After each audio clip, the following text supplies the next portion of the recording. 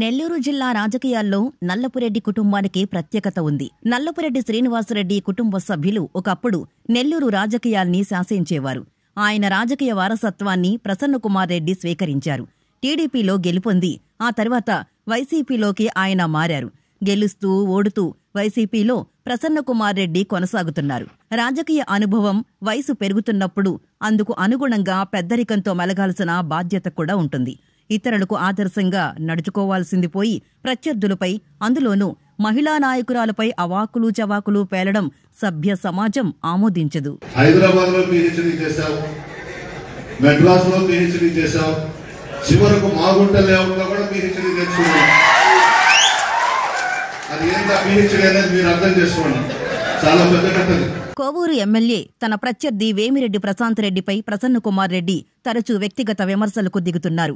పారిశ్రామికవేత్త వేమిరెడ్డి ప్రభాకర్ రెడ్డిని ప్రశాంత్ రెడ్డి రెండో వివాహం చేసుకుంటే ప్రసన్నకు అభ్యంతరం ఏంటో ఆయనకే తెలియాలి. ఎన్నికల ప్రచారంలో ప్రశాంత్ రెడ్డి పెళ్లి వ్యవహారంపై పదే పదే ప్రసన్న అభ్యంతరకర కామెంట్స్ చేశారు. అప్పట్లో ప్రశాంత్ రెడ్డి తాను వేమిరెడ్డిని ఏ పరిస్థితిలో రెండో వివాహం చేసుకోవాల్సొచ్చిందో వివరణ ఇచ్చారు. మాజీ మంత్రి, సర్వేపల్లి ఎమ్మెల్యే సోమిరెడ్డి చంద్రమోహన్ రెడ్డి సోదరుణ్ణి ప్రశాంత్ రెడ్డి మొదటి వివాహం చేసుకున్నారు.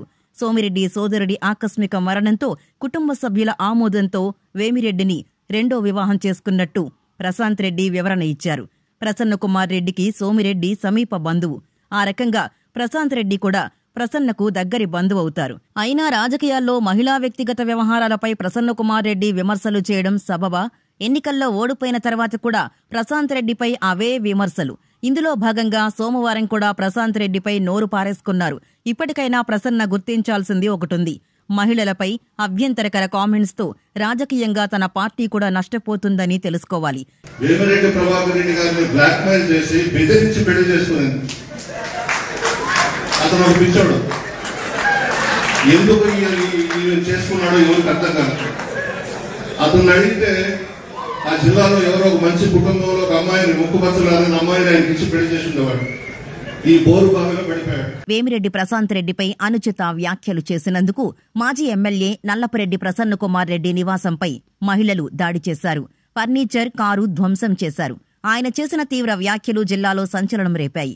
ఒక మహిళా ఎమ్మెల్యేను ఉద్దేశించి ఇంత నీచంగా మాట్లాడతారా అని మహిళలు తీవ్ర ఆగ్రహం వ్యక్తం చేశారు. పెద్ద సంఖ్యలో నెల్లూరు నగరంలోని సుజాతమ్మ కాలనీలో ప్రసన్న నివాసానికి చేరుకున్నారు. ఆ సమయంలో ఆయన ఇంట్లో లేకపోవడంతో ఇంట్లోని ఫర్నిచర్ను, కారును ధ్వంసం చేశారు. విషయం తెలుసుకున్న మాజీ మంత్రి అనిల్ కుమార్ యాదవ్, వైసీపీ నాయకులు హుటాహుటిన ప్రసన్న నివాసం వద్దకు చేరుకున్నారు. పోలీసులొచ్చి ఘటనా స్థలిని పరిశీలించారు. ఇప్పటికే చంద్రబాబు సతీమణి భువనేశ్వరిపై వల్లభనేని వంశీ, అలాగే అసెంబ్లీలో మరొక ఆయన ఏదో మాట్లాడబోయి భారీ మూల్యం చెల్లించుకున్నారు. ఇప్పటికీ మార్పు రాకపోతే ఇక వైసీపీని ఎవ్వరూ కాపాడలేరు.